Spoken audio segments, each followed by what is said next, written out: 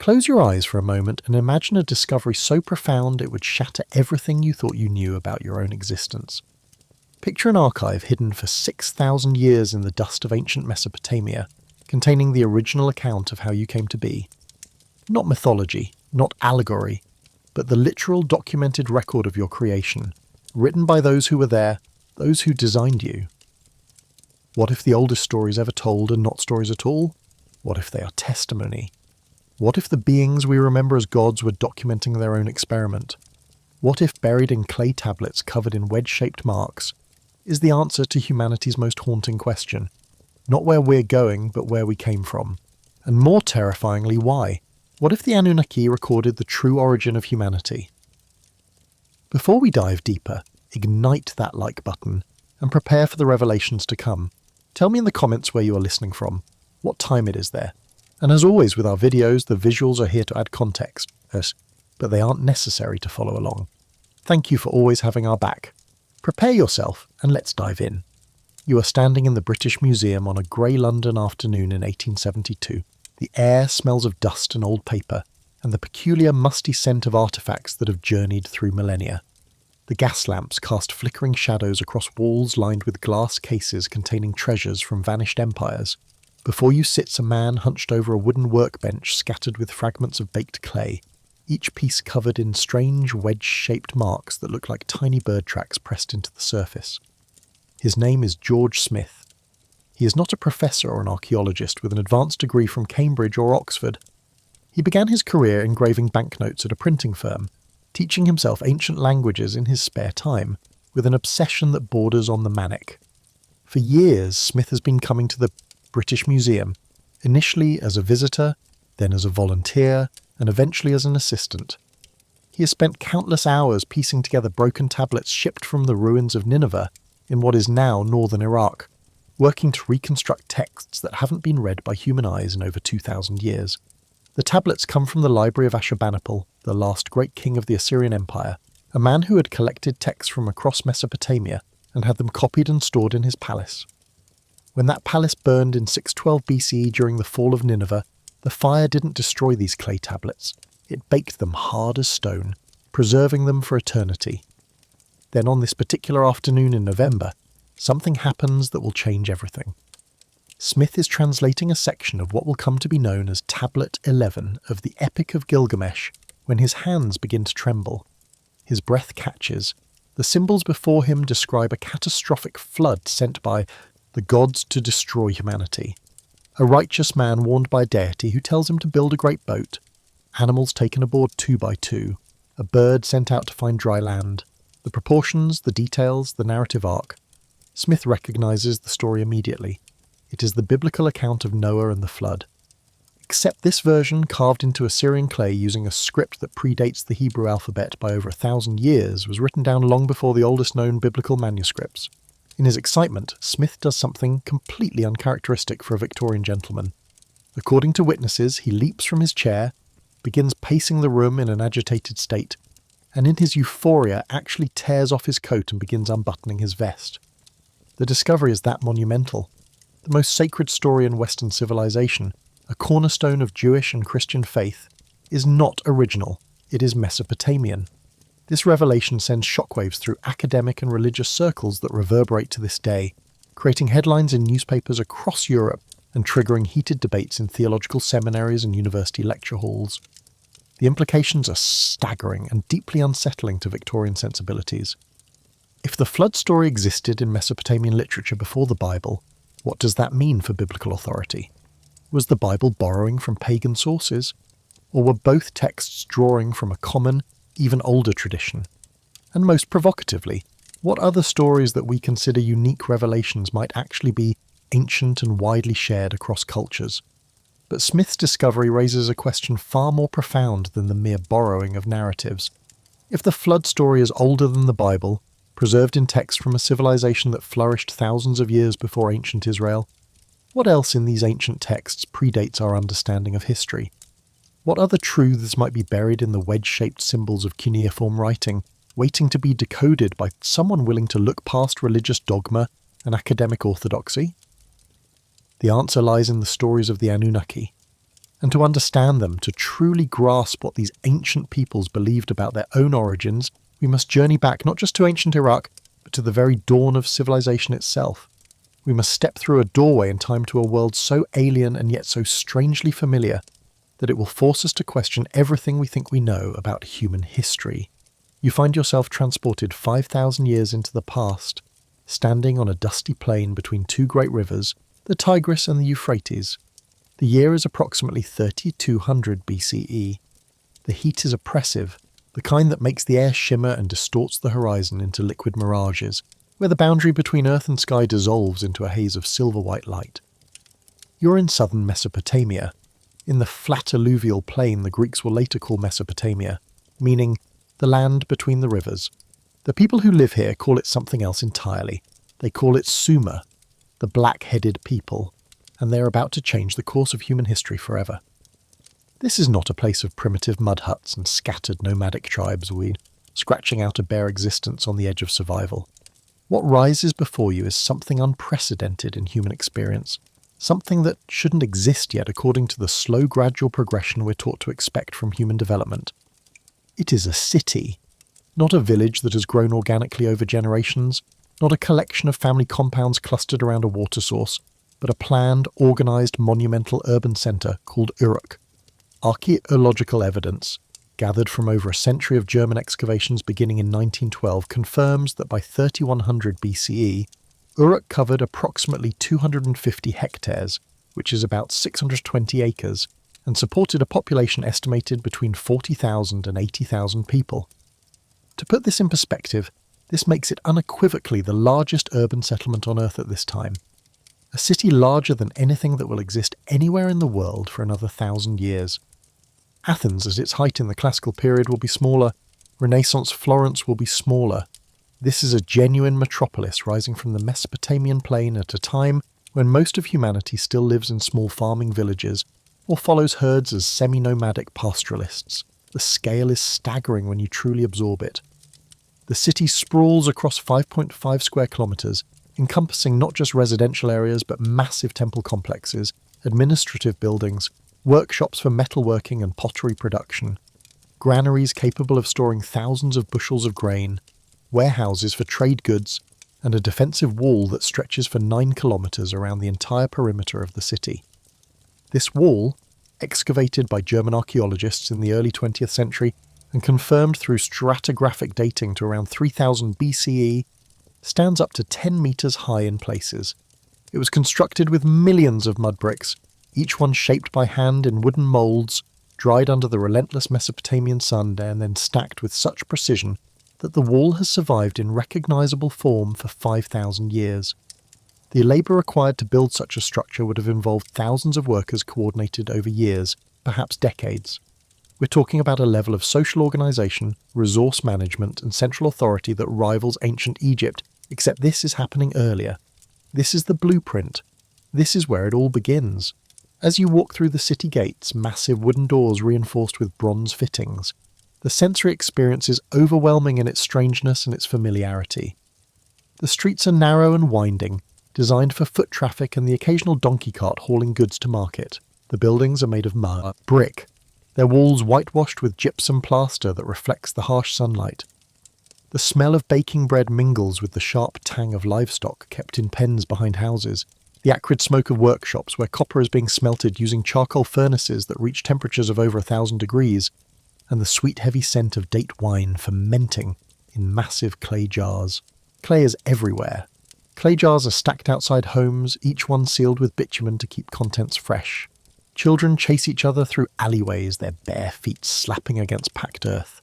Merchants call out their wares in a language that sounds guttural and clicking to your ears, offering dates that glisten like amber, barley grain still golden from the harvest, fish from the river dried and salted, textiles woven from wool and linen in geometric patterns of red and black and cream. But what dominates everything, what draws your eye irresistibly upward, no matter where you stand in the city, is the ziggurat.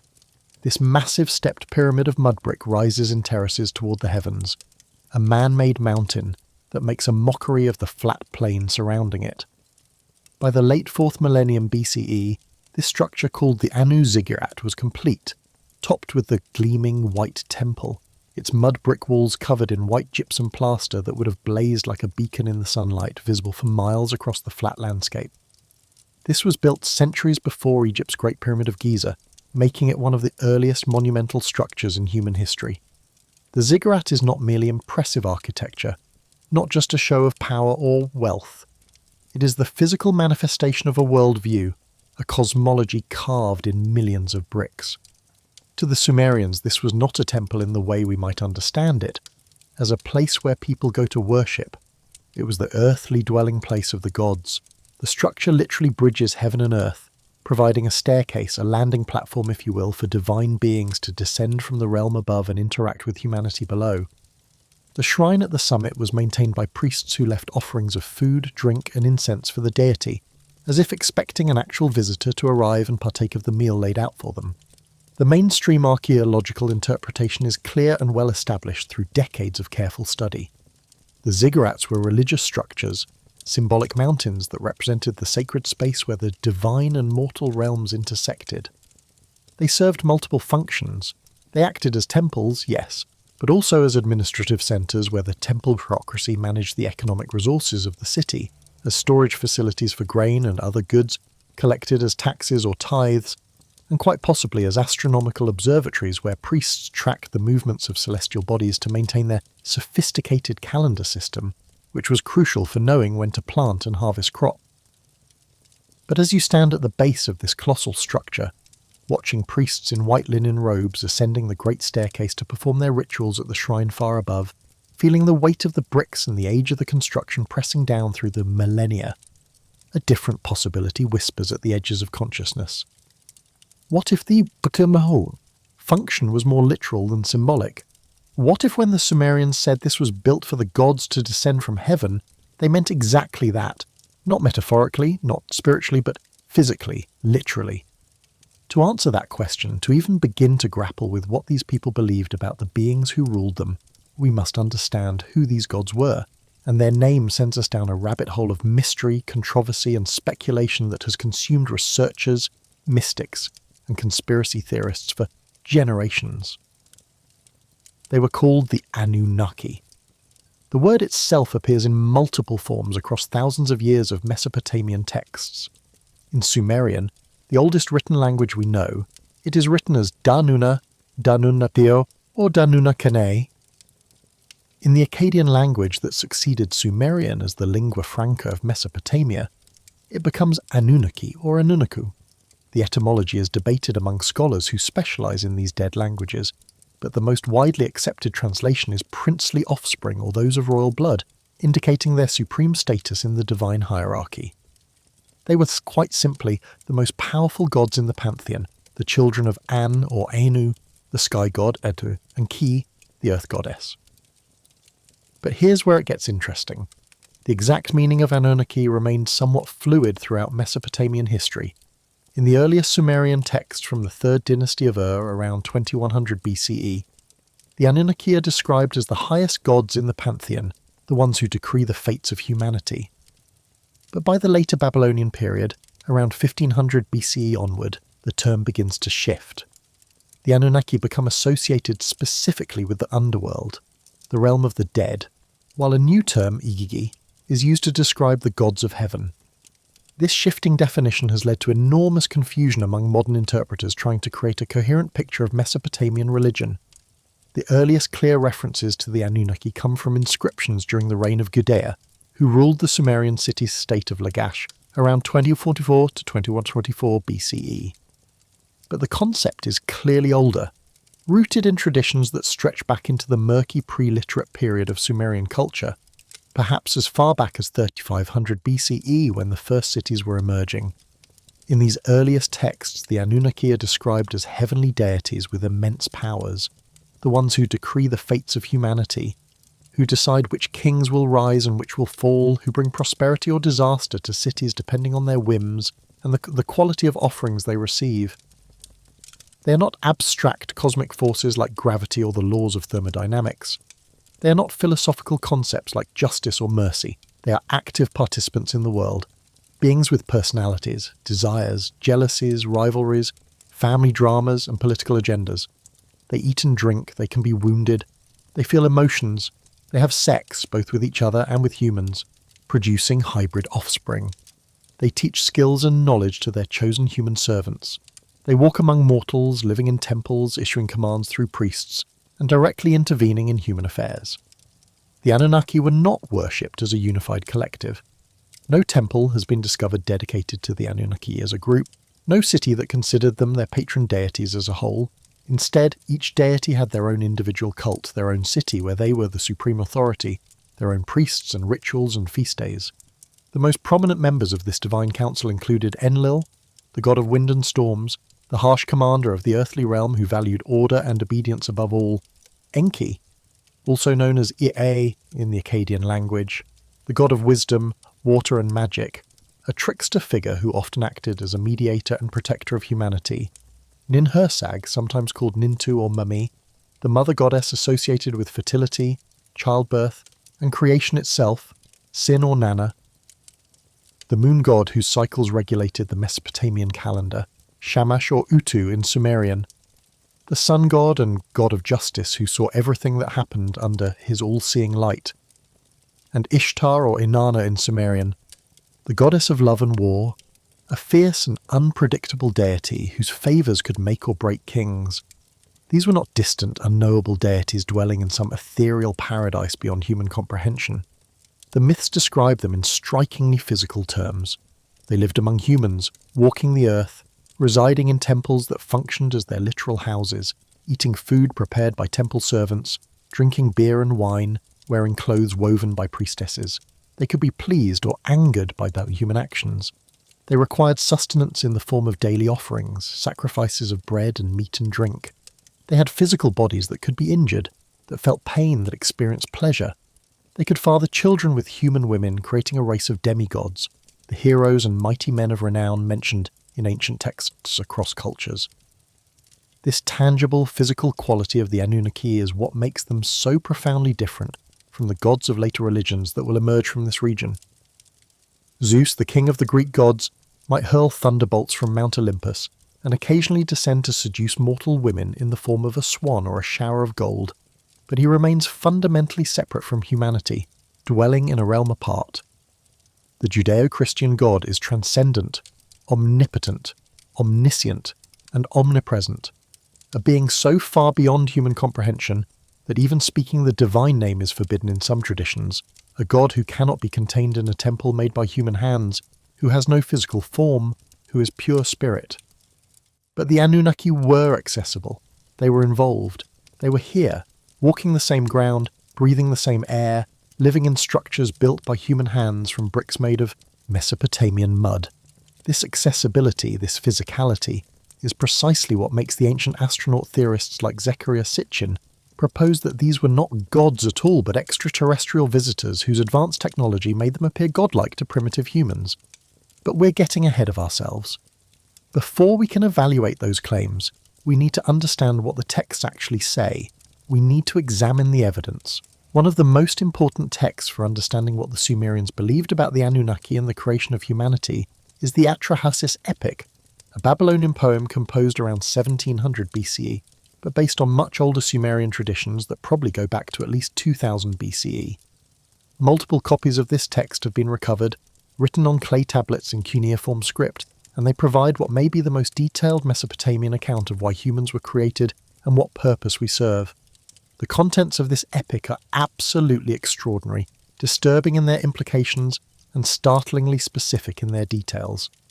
According to the Atrahasis epic, preserved on tablets now housed in the British Museum and other collections, at the beginning of time when the gods alone existed and the earth was still being shaped and organised, the gods themselves were divided into two distinct classes, creating a divine hierarchy. At the top were the senior gods, the Anunnaki, who held positions of authority and power, who made the decisions and issued the commands. Beneath them laboured a class of minor deities called the Igigi, tasked with the back-breaking work of digging canals, dredging rivers, building irrigation systems, clearing land for agriculture, and essentially terraforming the wild land of Mesopotamia to make it suitable for civilization. The text is explicit about this. It describes the Igigi gods bearing the workload, digging out the great rivers, hauling earth in baskets, their toil measured in sars, ancient units of 300 to 600 years. For 40 sars, which equals 144,000 years in our reckoning, the Igigi endured this grueling labour. Think about that number for a moment.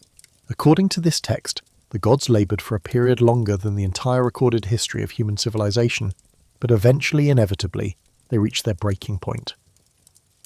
In a dramatic rebellion recounted in vivid detail in the text, the Igigi gods burned their tools in a great bonfire.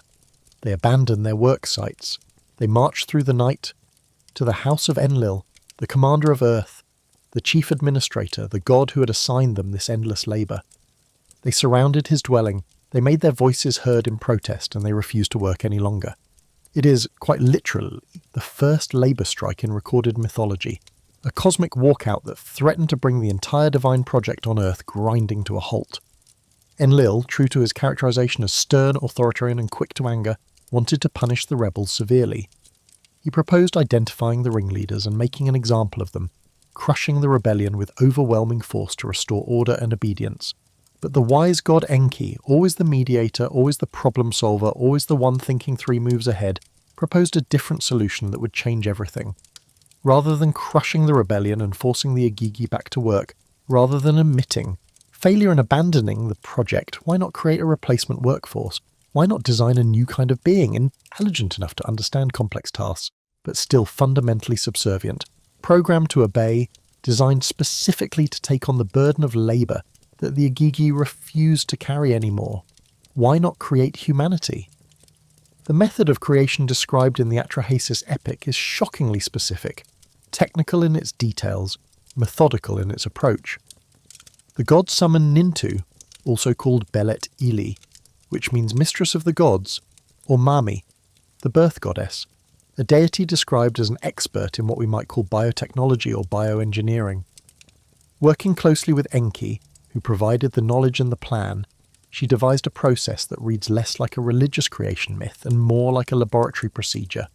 First, they required the right base material. They called for clay, but not just any handful of mud scooped from the riverbank. It had to be clay from a specific location, from the edge of the Abzu, Enki's domain of primordial fresh water that was believed to exist as a vast ocean beneath the earth, the source of all springs and wells.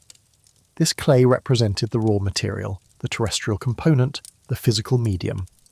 But clay alone, even sacred clay, would only produce lifeless dolls. To create a being with consciousness, with intelligence, with the ability to think and speak and understand commands, they needed something more. They needed a divine spark, an animating force, something that would elevate this creature above the animals of the field. The solution they devised was as brutal as it was effective. A god named Geshtui, specifically described in the text as one who has intelligence, was selected for sacrifice. The text doesn't explain why he was chosen, whether he volunteered or was condemned, whether this was an honour or a punishment. We know only that he was killed, and his blood, containing his divine essence, his intelligence, his temu, which means reason or understanding in Akkadian, was mixed with the clay. This combination of earthly matter and divine essence, of mud and blood, of the physical and the spiritual, created the prototype of Homo sapiens. But the process didn't end there. The text then describes something that sounds remarkably like a surrogacy procedure conducted on a massive scale. The mixture of clay and divine blood was divided into 14 portions. 7 were designated to create males, 7 to create females. These 14 portions were then implanted into the wombs of 14 birth goddesses, female deities who served as surrogate mothers, each one carrying one of these hybrid creatures to term. The text specifies a gestation period, just as it would for any pregnancy.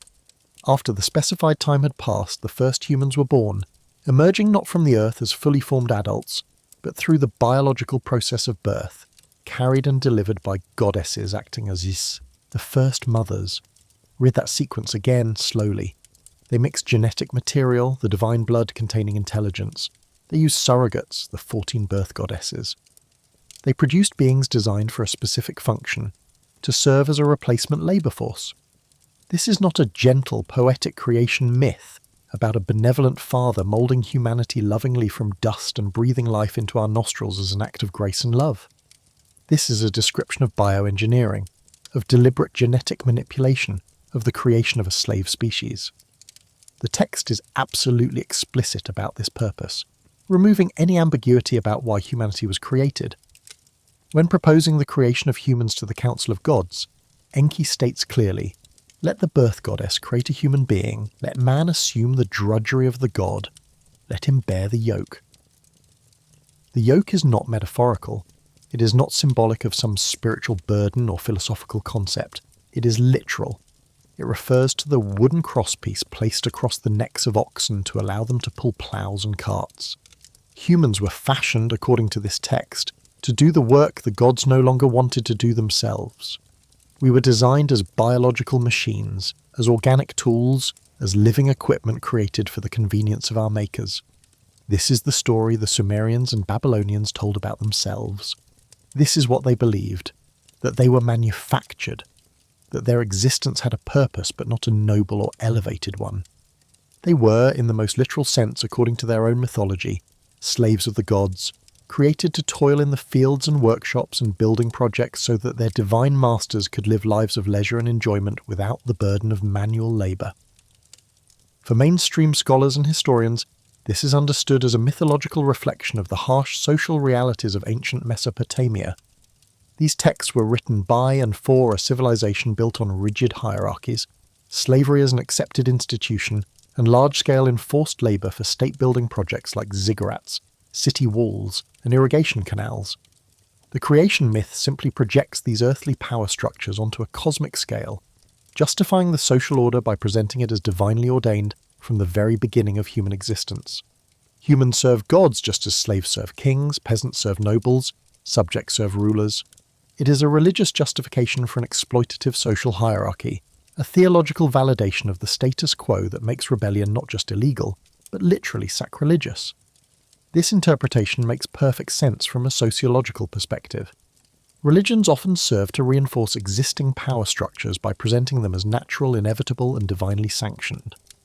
The Atrahasis epic and similar creation myths can be understood as ideological tools used by the ruling class, the kings and priests who claim to speak for the gods to maintain their authority and keep the population compliant and obedient. But what if we suspend that interpretation for a moment? What if we take the radical step of reading the Atrahasis epic not as myth, not as social ideology, but as history, as a genuine record of events, however distorted by the passage of millennia and the process of oral transmission before being written down? What would that mean? It would mean that approximately 300,000 years ago, as proponents of the ancient astronaut theory like Zecharia Sitchin have argued based on their interpretation of these texts, a technologically advanced extraterrestrial species arrived on Earth. These beings, whom we remember in our distorted cultural memories as the Anunnaki, came to our planet with a specific mission. They needed to extract resources, specifically gold according to Sitchin's interpretation, which was critical for some technological or environmental purpose on their homeworld, perhaps to create a protective shield in their planet's atmosphere. They established bases in southern Mesopotamia, the land that would become Sumer, choosing this location because of its rich soil, abundant water, and strategic position. They began large-scale resource extraction operations, mining gold and possibly other minerals from sites in Southeast Africa, where some of the oldest mining tunnels on Earth have indeed been discovered, dating back tens of thousands of years, though mainstream archaeologists attribute these to early human miners. For millennia, their own workers, the class of beings we remember as the Agigi, performed this labour. But eventually, for reasons the texts preserve, these workers rebelled. They refused to continue. Faced with a labour crisis that threatened their entire mission, the Anunnaki chief scientist, the being we remember as Enki, proposed a solution that would forever change the trajectory of life on Earth. He would take a primitive hominid species already evolving on this planet through natural processes, Homo erectus or an earlier ancestor, and upgrade it. Using advanced genetic engineering techniques far beyond our current capabilities, he would splice Anunnaki DNA into the hominid genome, creating a hybrid species intelligent enough to follow complex instructions, communicate through language, use tools, and perform skilled labour, but still fundamentally subservient to its creators, designed with built-in psychological and possibly even genetic limitations to ensure it would never rebel as the Agigi had done. This hybrid species was Homo sapiens. Us. We are, in this interpretation, the result of deliberate extraterrestrial intervention, our very DNA containing the fingerprints of beings from another world. Our myths and religions are not fanciful stories invented to explain the unknown, but fragmented memories of our actual creation, distorted over countless generations of oral transmission, but preserving a core truth that has been hiding in plain sight for millennia. The Anunnaki are not gods in the supernatural sense. They are our genetic parents, our literal creators, the architects of our species. And everything we think we know about human evolution, about our place in the natural world, about the slow, gradual development of Homo sapiens from earlier hominid ancestors, is fundamentally wrong. This is the revolutionary, paradigm-shattering claim at the heart of the ancient astronaut theory. And it rests almost entirely on the work of one controversial man, whose interpretations have been both celebrated by millions and systematically demolished by academic experts. His name is Zecharia Sitchin. Born in Baku, Azerbaijan, then part of the Russian Empire, in 1920, Sitchin was raised in British Mandatory Palestine, where he developed fluency in modern and ancient Hebrew, and became deeply fascinated with biblical archaeology and ancient Near Eastern history. He later attended and graduated from the London School of Economics with a degree in economic history. Though he never received formal academic training in Assyriology, the specialized field devoted to studying ancient Mesopotamian languages and cultures. He worked as a journalist and businessman in Israel and the United States, but his true passion, his obsession, was deciphering the ancient texts of Mesopotamia and uncovering what he believed were suppressed truths about humanity's origins. For 30 years, Sitchin studied Sumerian and Akkadian cuneiform tablets, teaching himself these extinct languages using published dictionaries and grammars, attempting to unlock what he believed was a cosmic secret hidden in the wedge-shaped symbols. In 1976, after decades of research conducted largely in isolation from the academic community, Sitchin published The 12th Planet, the first book in what would become a 7-volume series called The Earth Chronicles that would eventually sell millions of copies worldwide and establish him as the primary popularizer of ancient astronaut theories. The book was explosive in its claims, revolutionary in its scope. It argued that the Sumerian creation myths were not myths at all, but literal historical accounts of actual events, preserved with surprising accuracy despite the passage of thousands of years. It claimed that our solar system contained a hidden planet called Nibiru, a massive world on a highly elliptical orbit that brings it into the inner solar system only once every 3,600 years, spending the rest of its orbital period in the darkness far beyond Pluto. This planet, Sitchin claimed, was home to an advanced extraterrestrial species, the Anunnaki, who visited Earth during each orbital pass. It proposed that these visitors genetically engineered Homo sapiens around 300,000 years ago by combining their own DNA with that of Homo erectus, creating us to serve as a slave labour force in their gold mining operations.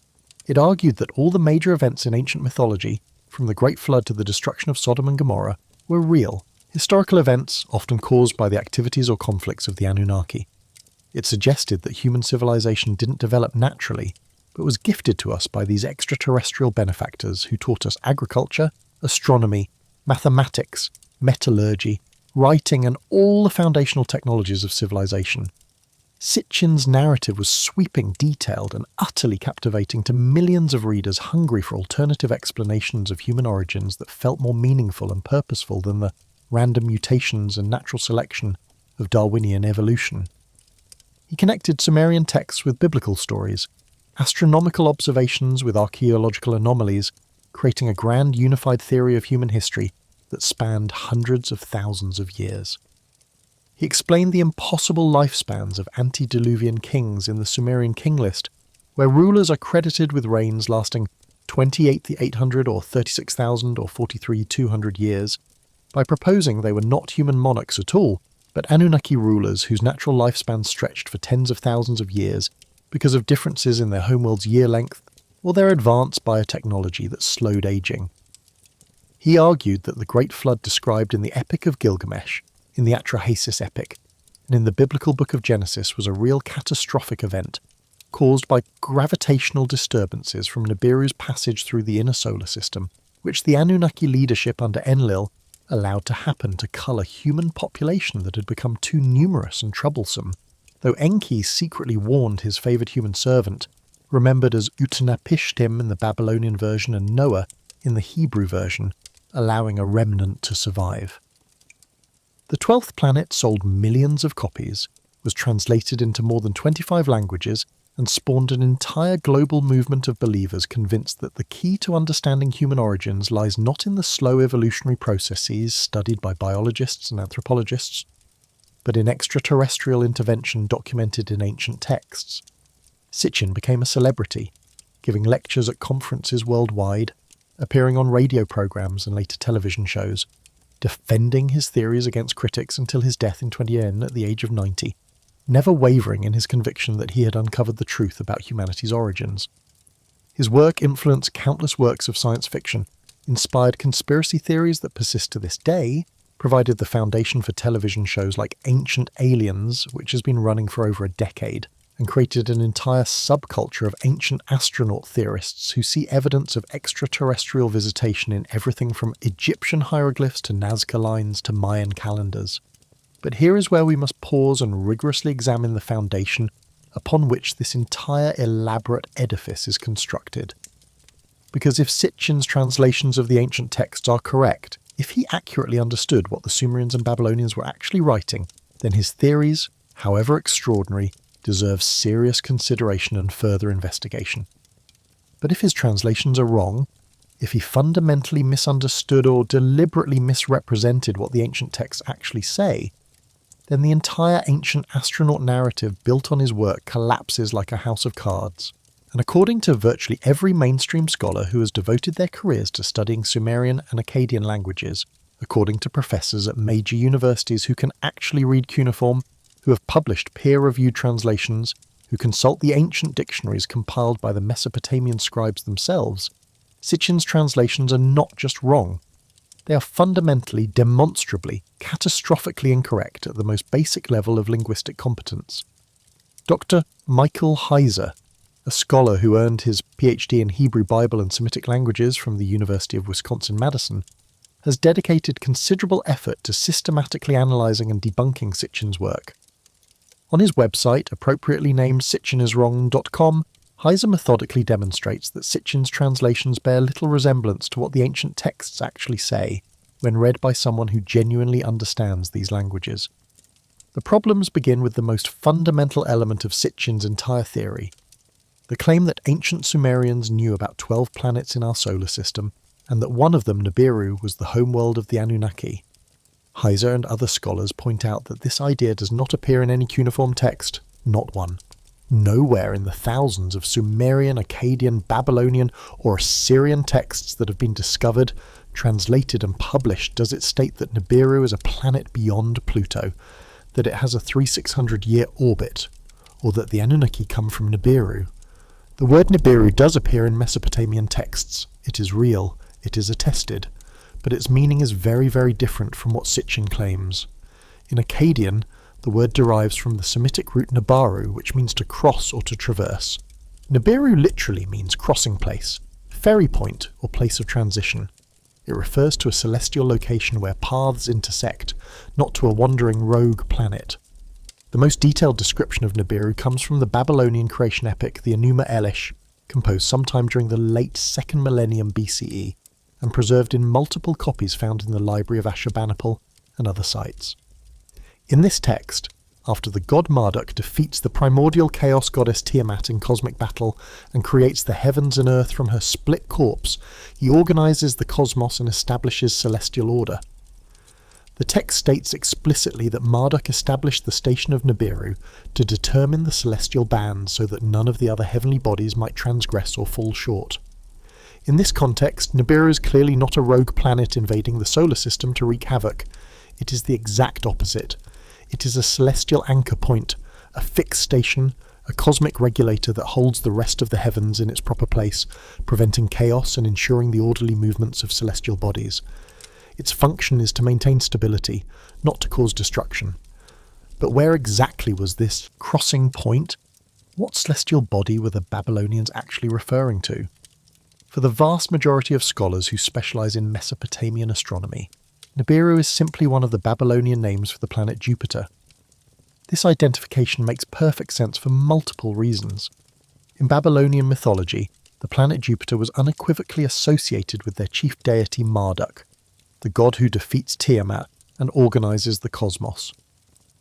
Since the Enuma Elish explicitly calls Nibiru the star of Marduk, the connection is direct and obvious. Jupiter is the largest and most dominant planet visible in our solar system from Earth, shining brilliantly in the night sky, a fitting celestial counterpart for the king of the gods who brings order to the cosmos. Its steady, predictable path through the zodiac, crossing the ecliptic, the path of the sun across the sky, at the point where it intersects the celestial equator, would make it an ideal candidate for the role of the celestial shepherd, the regulator that maintains the proper movements of other celestial bodies. The Babylonians, like other ancient cultures, often gave planets and stars different names depending on their position in the sky or the time of year when they appeared. It is highly probable that when Jupiter reached a specific point in its orbit, particularly when it crossed the celestial equator, that point dividing the northern and southern halves of the visible sky, it was referred to as Nibiru, the crossing point. This interpretation is supported by astronomical texts like the Mullapin, a comprehensive Babylonian star catalogue compiled around 1000 BCE that lists constellations, planets, and describes their movements with remarkable precision. This document describes Nibiru as a celestial body visible near the vernal equinox, the spring point when day and night are equal, that marks the transition from the old year to the new in their calendar system. This doesn't describe a planet with a 3,600-year orbit that disappears for millennia into the outer darkness beyond Pluto. It describes the predictable annual behaviour of a known celestial object, most likely Jupiter, as observed from Earth throughout the course of a single year. Sitchin's translation of other key terms is equally problematic when examined by experts in these ancient languages. He famously argued that the Sumerian word mu, which he claimed meant rocket mothership or celestial chamber, proved that the ancients had knowledge of space travel, and that many biblical and Mesopotamian stories were actually describing spacecraft and interplanetary journeys. The problem is fundamental and devastating to his theory. Mu does not mean rocket ship. According to Sumerian dictionaries, including lexical lists compiled by the ancient Mesopotamian scribes themselves, dictionaries that have survived on clay tablets and been translated by modern scholars, mu means name. When Sumerian texts talk about a king making a mu for himself, they are talking about making a name, establishing a reputation, achieving fame and renown. They are not talking about building a spacecraft. This is not a subtle difference in interpretation. This is getting a basic vocabulary word completely wrong. Similarly, Sitchin translated the Hebrew word Nephilim, which appears in Genesis chapter 6 and is traditionally understood to mean giants or fallen ones, as people of the fiery rockets, claiming this proved that ancient Hebrews had contact with space travellers. But this translation violates the basic rules of Hebrew morphology, the grammar and word structure of the language. The word Nephilim clearly comes from the Hebrew root nephal, which means to fall. There is no linguistic pathway, no grammatical structure, no cognate relationship that could possibly connect it with rockets or spacecraft, or anything related to aviation or space travel.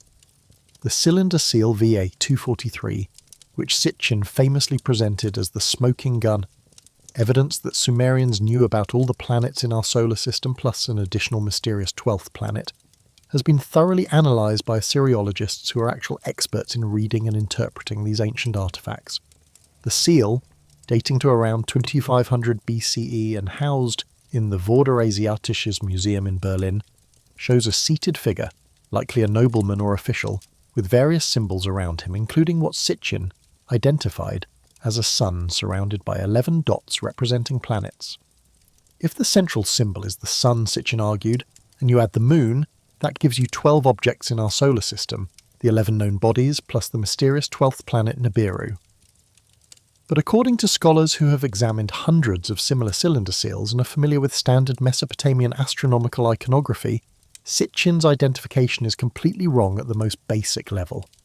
The central symbol he identified as the sun does not match any of the standard Mesopotamian symbols for the sun god Shamash or the sun as a celestial body. The Sumerians and Babylonians had very specific, consistent ways of depicting the sun, usually as a four-pointed star or a disk with rays emanating from it. The symbol on VA-243 matches none of these standard solar representations. It is almost certainly a six-pointed star, representing either a deity or a particularly important star, perhaps one associated with the divine council of gods. The dots around it are also stars, probably representing a constellation or an artistic representation of the assembly of gods meeting in council. The entire scene has nothing to do with astronomy or a map of the solar system. The inscription on the seal itself, which Sitchin apparently never mentioned to his readers, simply reads "You are his servant," a message from a nobleman to his subordinate, marking the seal as a piece of administrative equipment used to authenticate documents and transactions.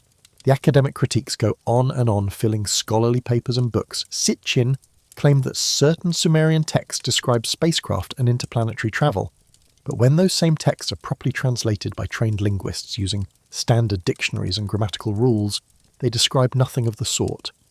They talk about gods riding in cloud chariots, which is standard mythological language for storm gods throughout the ancient world, or travelling in barges, which simply means boats on the rivers.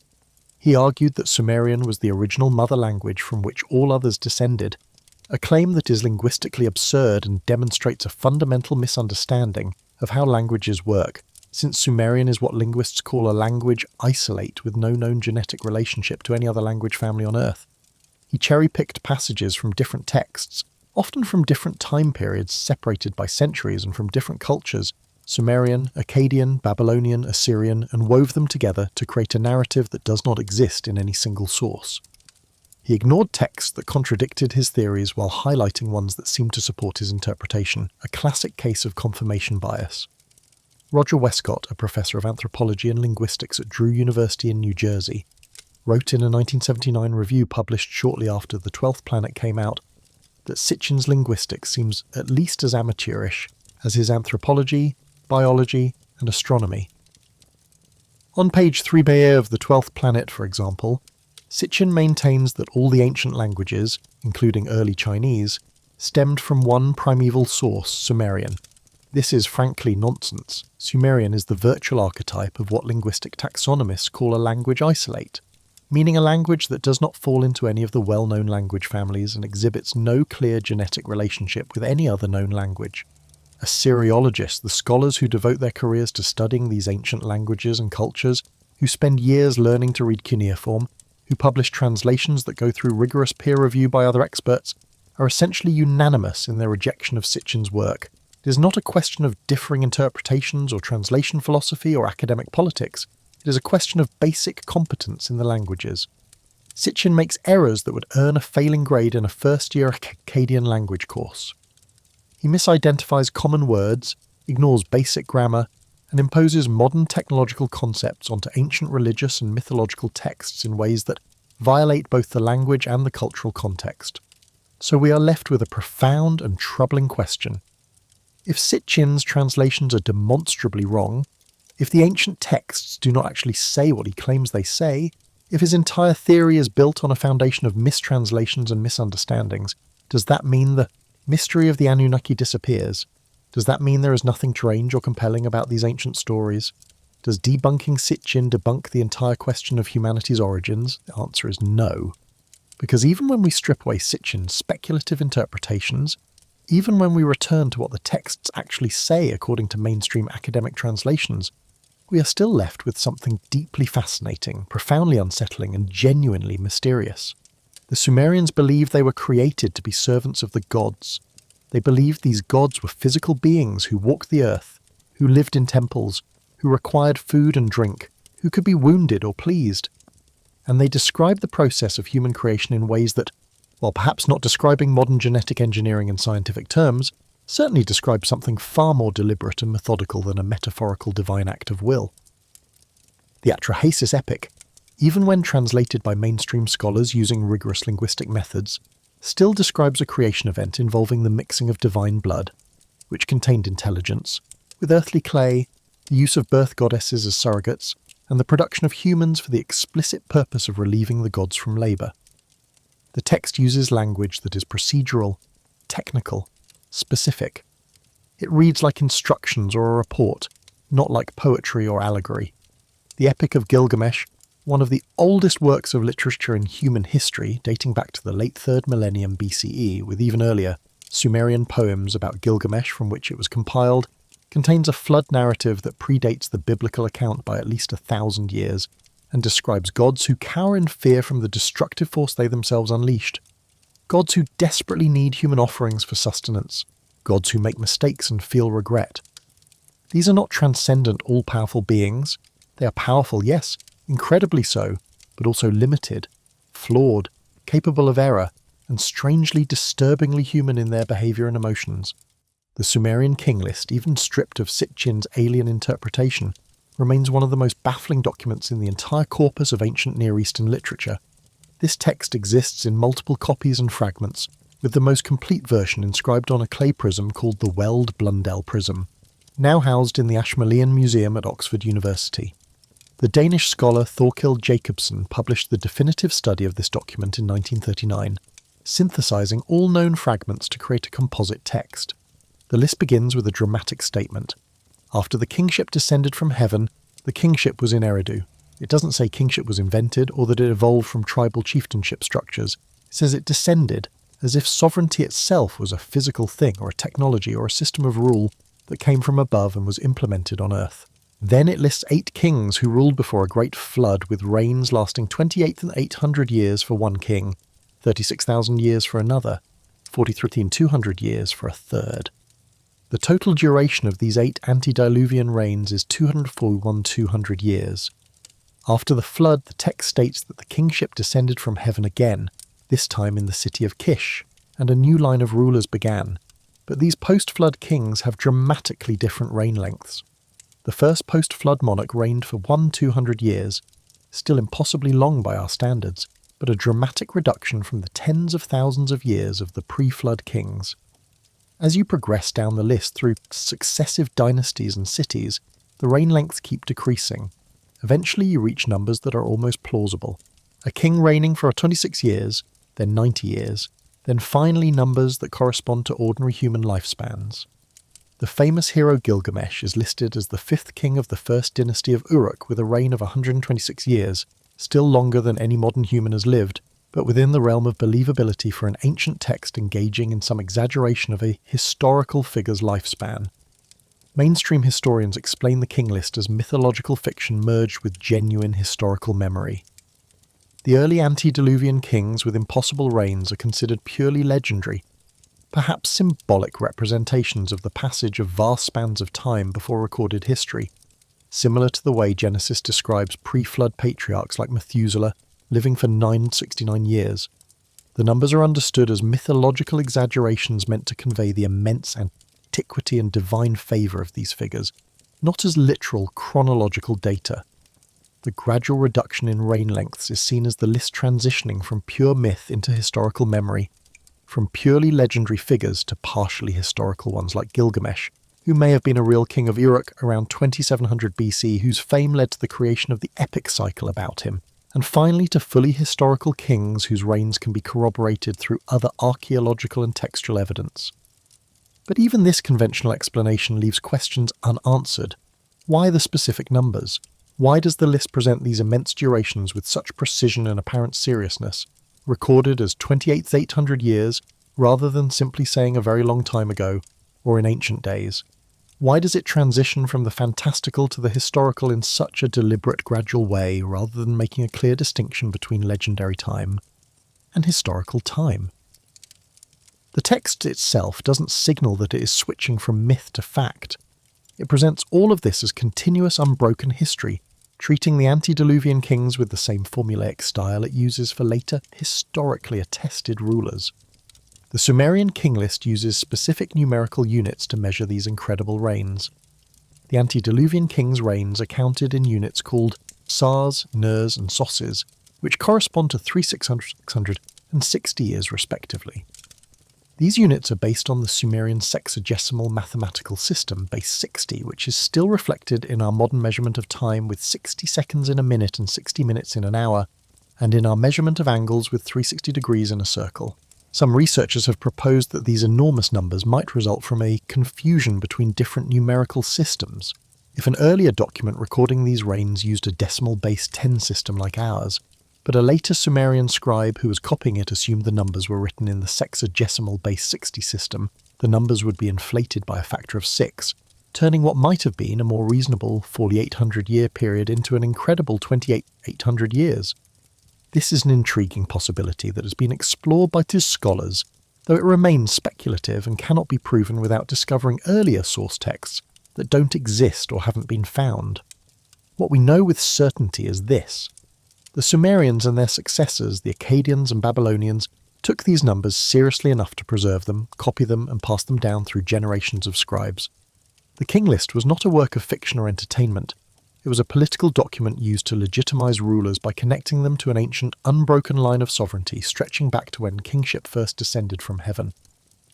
It was propaganda, yes, but propaganda that its creators believed would be taken seriously and would carry weight precisely because it was presented as genuine history. These are the questions that refuse to go away even when we completely reject Sitchin's alien astronaut interpretation and return to mainstream academic understanding. And they lead us to consider a possibility that sits uncomfortably in the vast middle ground between orthodox skepticism and fringe speculation. What if the truth is stranger than either side wants to admit? What if the answer lies not in accepting Sitchin's specific claims about Nibiru and alien miners, but in recognizing that something extraordinary, something that doesn't fit neatly into our current historical paradigm, happened in the deep past? Something that left echoes in mythology, something that these ancient peoples were trying to describe and explain using the only vocabulary and conceptual framework available to them. Let us entertain a different scenario, one that requires no faster-than-light travel or undiscovered planets, but still acknowledges that human history might be more complex, more cyclical, more punctuated by catastrophe and rebirth than we currently accept. What if the Anunnaki were not extraterrestrial but terrestrial? What if they were a highly advanced human civilization that existed before the rise of Sumer, before the flood that is remembered in mythology across the world, in a period for which we have almost no historical or archaeological record? This is the theory of a lost advanced civilization, popularized by writers and researchers like Graham Hancock and Randall Carlson. It proposes that human history is not a simple linear progression from primitive hunter-gatherers to sophisticated city-dwellers, but a cyclical story of rise and fall, of knowledge gained and lost, of civilizations that reach great heights only to be destroyed by catastrophes, forcing their survivors to start over, preserving what knowledge they can through mythology and oral tradition until writing is reinvented and the ascent begins again. It suggests that the Younger Dryas period, approximately 12,800 to 11,600 years ago, was marked by a series of catastrophic events, possibly including impacts from fragments of a disintegrating comet as proposed by the Younger Dryas impact hypothesis, that led to mass extinctions of megafauna, rapid climate change, massive flooding from melting ice sheets, and the collapse of whatever Ice Age civilizations might have existed. These events are preserved in flood myths found in over 500 cultures worldwide, from the Mesopotamian Utnapishtim to the biblical Noah to the Greek Deucalion to the Indian Manu. Archaeological sites like Göbekli Tepe in southeastern Turkey, dated through radiocarbon analysis to approximately 9600 BCE, demonstrate that Neolithic people, supposedly primitive hunter-gatherers just beginning to experiment with agriculture, were capable of creating monumental stone architecture with massive carved pillars arranged in circular enclosures, displaying sophisticated astronomical knowledge and complex iconography far earlier than our traditional timeline of civilization suggests. This site predates pottery, predates metallurgy, predates the invention of writing by 5,000 years. Yet it required coordinated labour by hundreds if not thousands of workers, suggests complex social hierarchies and organisation, and displays a level of engineering skill that challenges our assumptions about what Stone Age peoples were capable of achieving. Could there have been even earlier, more advanced societies? Ones that built primarily in wood or other perishable materials that have long since decayed, leaving little trace? Ones whose coastal cities, built at a time when sea levels were 20 metres lower during the Ice Age, are now submerged under hundreds of feet of water on the continental shelves? Could the stories of the Anunnaki, the Nephilim, mentioned in Genesis, the Watchers in the Book of Enoch, the Titans of Greek mythology, all be distorted memories of these lost peoples? In this scenario, the Anunnaki were not aliens from another planet, but the survivors and descendants of a destroyed civilization, possibly one that had achieved a level of technological and scientific advancement we can barely imagine. though perhaps on a different trajectory than our own industrial technological civilization. They possessed knowledge of agriculture, astronomy, mathematics, architecture, metallurgy, medicine, and social organisation that seemed miraculous, perhaps magical, to the Neolithic peoples struggling to survive in the aftermath of a global catastrophe. These survivors became teachers, culture bearers, kings, and eventually, as their true origins faded from memory, and their knowledge came to seem more and more inexplicable to their increasingly primitive descendants, they were remembered as gods. The ziggurat was not a landing pad for spacecraft, but a monument built in imitation of great structures from the lost world, a symbolic mountain, an attempt to recreate in mud brick the monumental architecture of a golden age that existed before the flood, before the catastrophe, before the world changed. The stories of creation, of gods moulding humans from clay, were not about literal genetic engineering, but about cultural transformation, about the way these advanced peoples took Neolithic tribes and elevated them, teaching them agriculture, showing them how to domesticate animals, instructing them in the arts of civilization, transforming them so profoundly and completely that it felt like becoming a new species entirely, like being remade from the clay of ignorance into something approaching the divine. This theory has its own problems, its own gaps in evidence, its own speculative leaps. It requires proof of Ice Age civilizations that have yet to be definitively discovered, though advocates point to sites like Göbekli Tepe, to the underwater structures found off the coast of Japan at Yonaguni, to anomalous artifacts and out-of-place objects that don't fit conventional chronologies. It assumes capabilities for Neolithic peoples that push the boundaries of what mainstream archaeology currently accepts, though recent discoveries keep pushing those boundaries backward, revealing that our ancestors were more sophisticated, more capable, more knowledgeable than we gave them credit for. But this lost civilization theory has the advantage of not requiring interstellar travel or undiscovered planets or violations of known physics. It works within the constraints of human development and the laws of nature as we understand them, while still allowing for mystery, for a lost chapter of our history, for something extraordinary that might explain the seemingly inexplicable sophistication of the earliest civilizations like Sumer that appear to emerge fully formed with writing, mathematics, astronomy, law codes and complex social hierarchies already in place.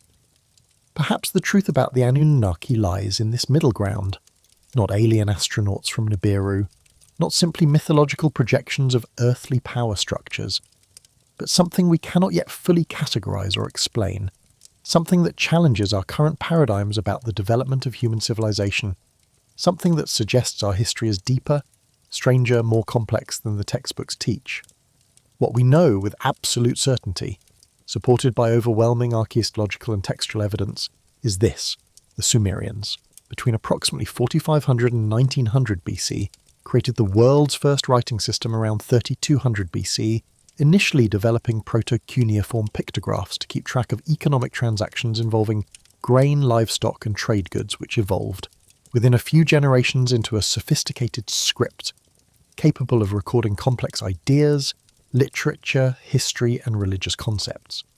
They built the first true cities with populations in the tens of thousands, complete with monumental architecture like the Ziggurat of Uruk with its 9-kilometre defensive wall, complex administrative systems involving thousands of bureaucratic tablets, recording everything from tax receipts to land sales to marriage contracts, and sophisticated social hierarchies with specialised occupations from priests to scribes to metalworkers to merchants.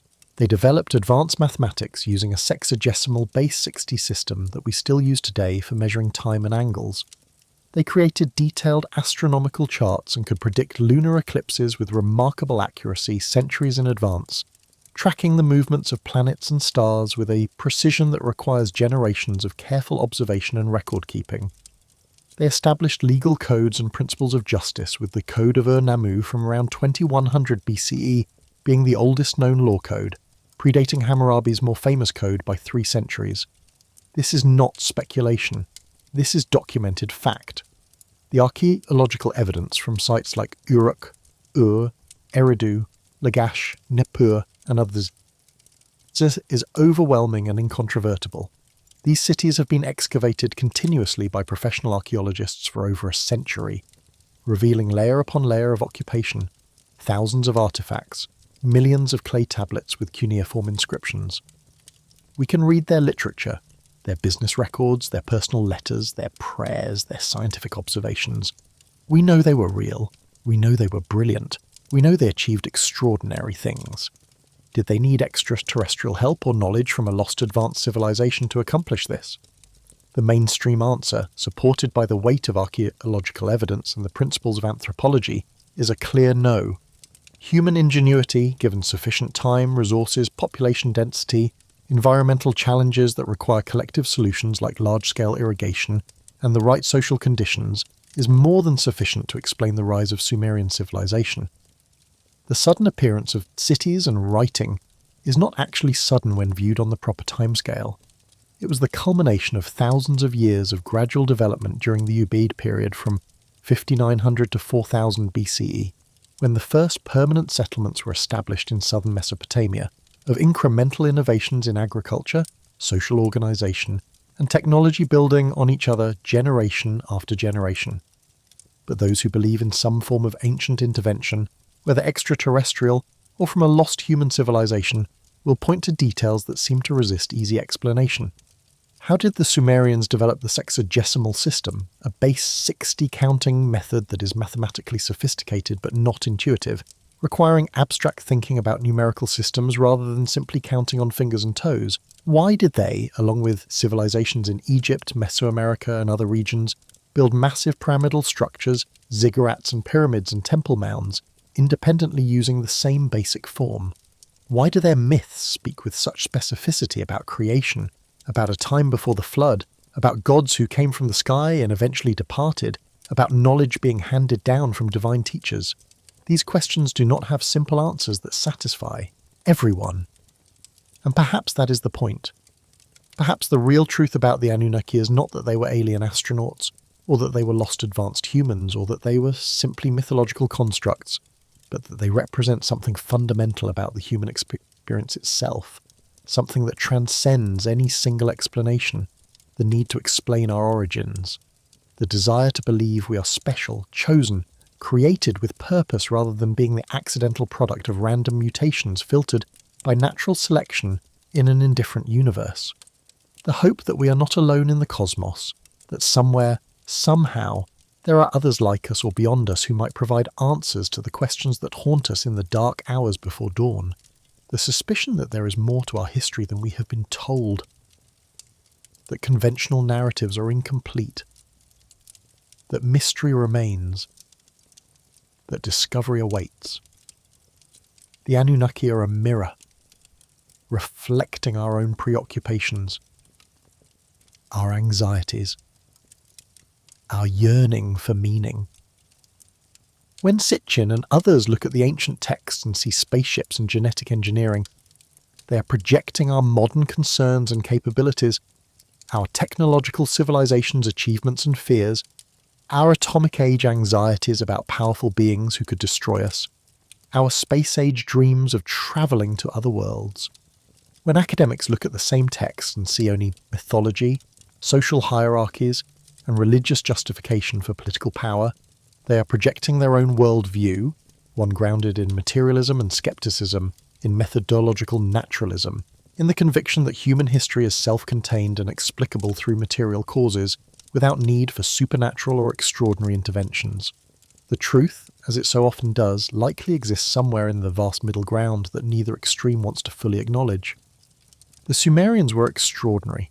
Their civilization emerged with stunning rapidity and sophistication, going from scattered farming villages to cities of 50,000 people with writing, mathematics, astronomy, law, complex religion, international trade and monumental architecture in the span of a few centuries. They told stories about gods who behaved in very physical, very anthropomorphic ways, who lived among them, who created them for a purpose. They encoded these beliefs in texts that have survived for thousands of years, waiting for us to read them and decide for ourselves what they mean, what truth, if any, they preserve. The search for the truth about the Anunnaki continues. The story is not over. It evolves with each new archaeological discovery, each newly translated tablet recovered from museum storage rooms where thousands remain uncatalogued and unstudied. each new generation of researchers willing to ask uncomfortable questions and challenge established narratives. The ruins of Mesopotamia still hold secrets. Only a small fraction of sites like Uruk, perhaps 5% or less, have been excavated. Thousands of cuneiform tablets remain untranslated, unstudied, gathering dust in the basements and storage facilities of museums around the world, waiting for scholars with the specialized training in dead languages to devote careers to reading them. New technologies are revolutionizing archaeology. Ground-penetrating radar, satellite imagery, LiDAR laser scanning that can map structures hidden under vegetation, and advanced chemical analysis of artifacts are revealing details invisible to earlier generations of archaeologists, suggesting that the full extent of these ancient cities and their engineering achievements is far larger and more impressive than previously understood. The question of humanity's origins, of where we came from and why we are here, remains as urgent and compelling today as it was when the Sumerians first asked it 5,000 years ago. The Anunnaki, whether they were gods or aliens, or lost advanced humans or purely mythological constructs of the ancient mind, represent our eternal quest for that answer, for meaning in existence, for connection to something greater than ourselves. And in that search, in that questioning, in that refusal to simply accept the answers we are given, we honour both the ancient past that shaped us and the unknown future that awaits. We acknowledge that we do not have all the answers, that the universe is stranger and more wonderful than we can currently comprehend, and that the pursuit of truth, wherever it may lead, no matter how challenging or unsettling that truth might be, is the highest calling of the human spirit. This is the real legacy of the Anunnaki. Not a solved mystery, not a definitive answer to the question of human origins, but an invitation to wonder, to question, to seek. And as long as we exist, as long as we look at the stars and ask what lies beyond, as long as we dig in the earth and ask who came before, the story of the Anunnaki will continue. The search will go on, the mystery will endure, and perhaps one day we will finally understand what those ancient scribes sitting in the heat of a Mesopotamian afternoon 5,000 years ago were trying to tell us when they wrote that the gods came down from heaven and made us in their image. Until that day comes, if it ever does, we have the stories, we have the ruins, we have the mystery, and we have the human capacity for wonder that makes all of this matter, that drives us to keep searching, that refuses to stop asking the questions that define us more than any answer ever could. Who made us, and why? The tablets offer one answer, science offers another, faith offers a third, ancient astronaut theories offer a fourth, lost civilization hypotheses offer a fifth. And perhaps the real truth is that all of these perspectives contain fragments of a larger truth we have not yet assembled, like those broken tablets George Smith was piecing together in the British Museum, searching for the complete picture that will finally make sense of all the scattered pieces. The work continues, the search goes on, and the Anunnaki, whatever they were, watch over us still from their place in history, in mythology, in the eternal human imagination, waiting for the moment when we finally understand. When the mystery gives way to revelation, when the question meets its answer, that moment has not yet come, but we keep searching, we keep digging, we keep translating, we keep asking, because that is what it means to be human, to wonder, to seek, to never stop questioning our origins, our purpose, our place in the vast cosmos. The Anunnaki recorded something. Whether it was the true origin of humanity, we may never know with absolute certainty. But they recorded the true origin of the question itself, the question that has haunted our species ever since. The question that drives us forward. The question that makes us human. And in the end, perhaps that's enough. But before we close this chapter of our investigation, there is one more text we must examine. One more piece of the puzzle that cannot be ignored. The Enuma Elish, the Babylonian creation epic, offers perhaps the most dramatic and violent account of cosmic origins ever recorded. And hidden within its verses about celestial battles and the forging of reality itself may be clues to a truth even stranger than we have yet considered. The Enuma Elish, whose name means when on high, referring to the opening words of the poem, was discovered among the tablets in Ashurbanipal's library and dates to approximately the late 2nd millennium BCE, though it draws on traditions that are certainly older. This epic was not merely a literary work. It was a sacred tetrady recited annually during the Akitu festival, the Babylonian New Year celebration held each spring as part of a ritual that renewed the cosmic order and reaffirmed the supremacy of the god Marduk and, by extension, the city of Babylon itself. The story it tells is one of primordial chaos and the violent establishment of order. In the beginning there was only undifferentiated water, formless and void. From this chaos emerged two primary beings, Apsu, the personification of fresh water, described as male, and Tiamat, the personification of salt water and the chaotic ocean, described as female and often depicted as a monstrous dragon. Their waters mingled together at the mouths of the Tigris and Euphrates, and from this union, the first generation of gods was born. But as these young gods multiplied and grew in power, their noise and activity disturbed the ancient Apsu. He complained to Tiamat that he could find no rest, no peace, because of the clamour of their offspring. He plotted with his vizier Mummu to destroy the younger gods and restore the primordial silence. But the clever god Ea, whom we know better as Enki, discovered this plot. Using his magical powers, Ea put Apsu and Mummu to sleep with an incantation, then killed Apsu and captured Mummu, establishing his dwelling place upon the waters of the slain Apsu. This is where it gets interesting for our purposes. In the house built upon the defeated Apsu, Ea and his wife Damkina conceived and gave birth to Marduk, who the text describes in extraordinary terms. The epic states that Marduk was made perfect, that his godhead was doubled, that he was elevated far above the other gods, superior in every way. His physical description is bizarre and specific. 4 were his eyes, 4 were his ears. When his lips moved, fire blazed forth. The 4 ears were enormous, and likewise the eyes. They perceived everything. This description has fueled endless speculation. Why 4 eyes and 4 ears? What does that even mean?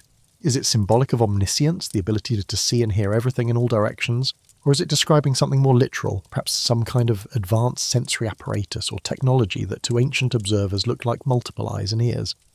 The detail about fire blazing from his lips when he spoke, is that metaphorical language for powerful commanding speech, or is it describing something physical, some kind of energy or light emission? Anu, the sky god and Marduk's great-grandfather, was so impressed with the child that he gave him the 4 winds to play with as toys.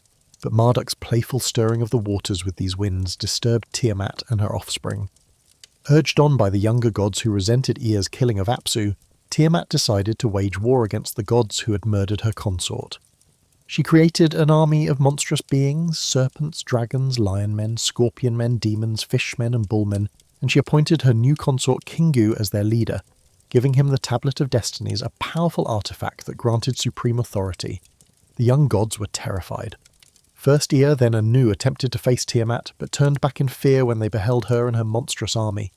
Finally, Marduk stepped forward and agreed to face the Chaos Dragon, but only on one condition. If he defeated Tiamat and saved the gods, they must proclaim him king of all the gods, supreme ruler of the cosmos, with his authority absolute and eternal. The desperate gods agreed. They held a great assembly, got drunk on beer and wine, and proclaimed Marduk's supremacy, giving him the regalia of kingship. Then Marduk armed himself. The text describes his weapons in detail.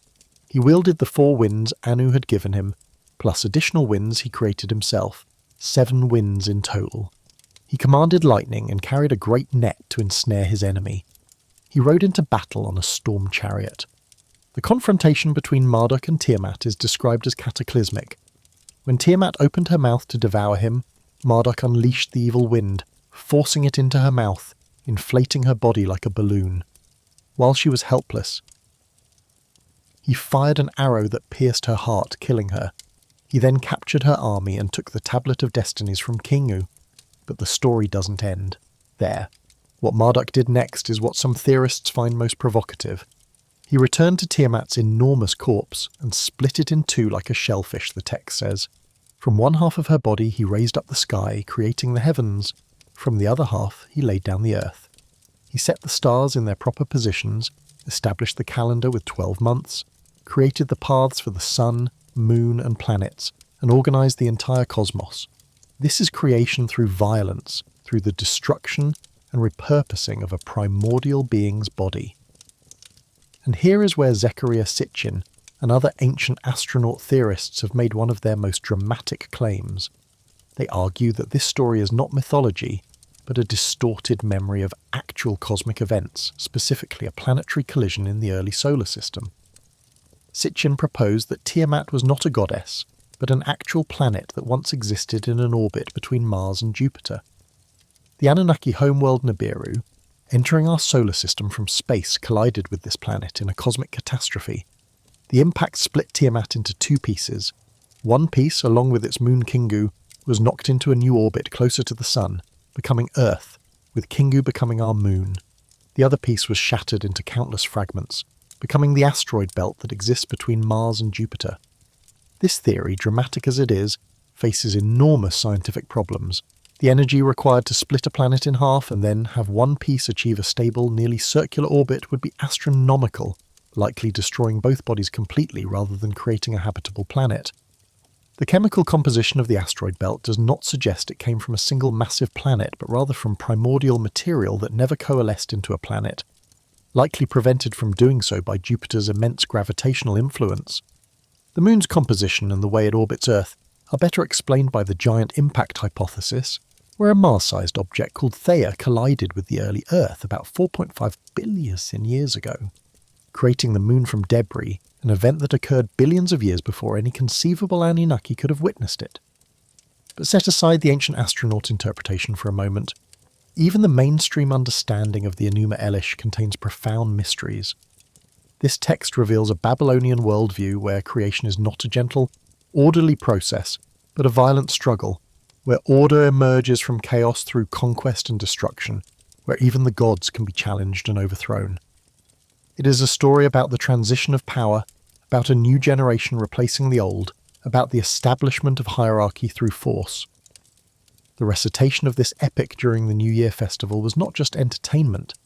It was a ritual renewal of cosmic order, a magical act that reinforced Marduk's supremacy and, by extension, Babylon's political dominance.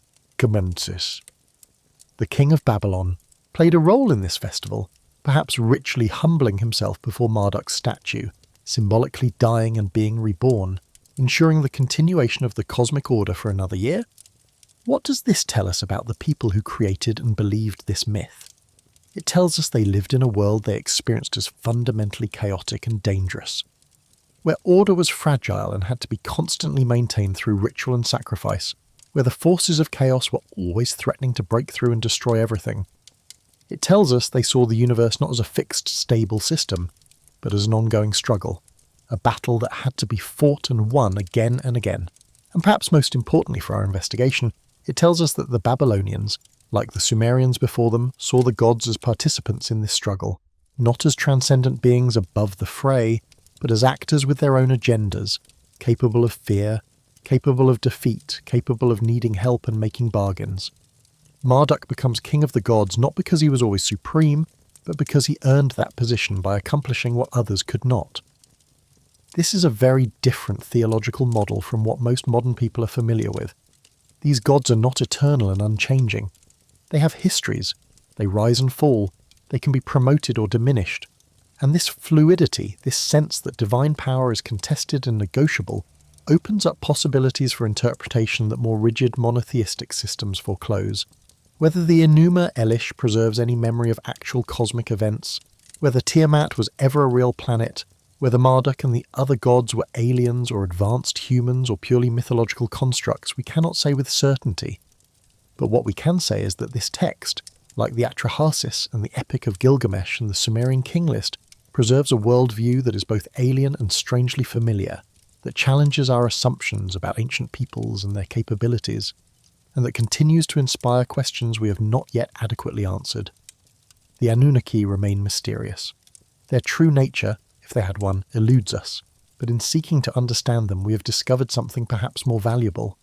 We have discovered that our ancestors were thoughtful, sophisticated, and deeply concerned with the same questions that drive us today. Where do we come from? What is our purpose? Are we alone? What forces shape our destiny?